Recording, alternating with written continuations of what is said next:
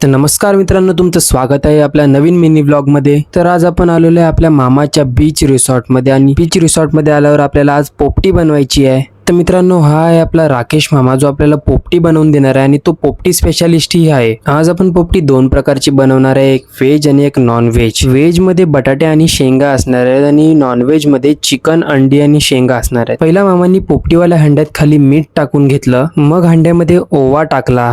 ओवा टाकून झाल्यावर आपण हंड्यात वालाच्या शेंगा टाकल्या, मग आपण त्यानंतर हंड्यात भांबुर्ड्याचा पाला टाकला, मग आपण चिकन कापून घेतलं आणि मग चिकनवर लावणारा मसालाही आपण बनवायला घेतला। मग चिकनला मसाला लावूनही घेतला। मसाला लावून झाल्यावर राकेश मामांनी केळ्याचे पान कापून घेतले, मग त्याच पानांमध्ये मॅरिनेट केलेलं चिकन बांधून घेतलं। मग तेच बांधलेलं चिकन आपण हंड्यात टाकलं।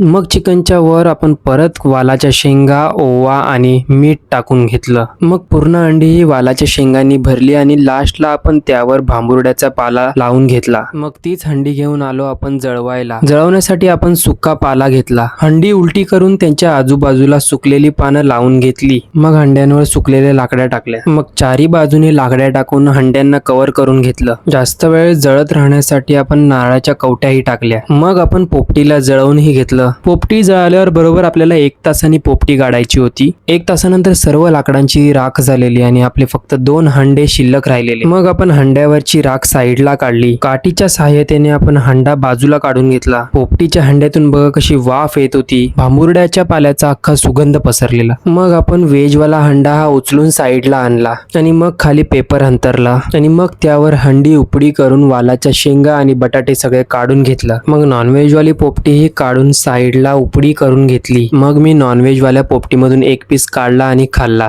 त्यानंतर मी दुसरा पीस शोधायला गेलो तर मला चिकन लेग पीसच भेटला। चिकन लेग पीस तर मी मस्त दाबून खाल्ला। तर मित्रांनो, हा पोपटीचा व्लॉग इथपर्यंतच होता। तुम्हाला किती मजा आली ते मला कमेंट करून सांगा। मला तर खूप मजा आली मित्रांनो। Thank you, bye bye.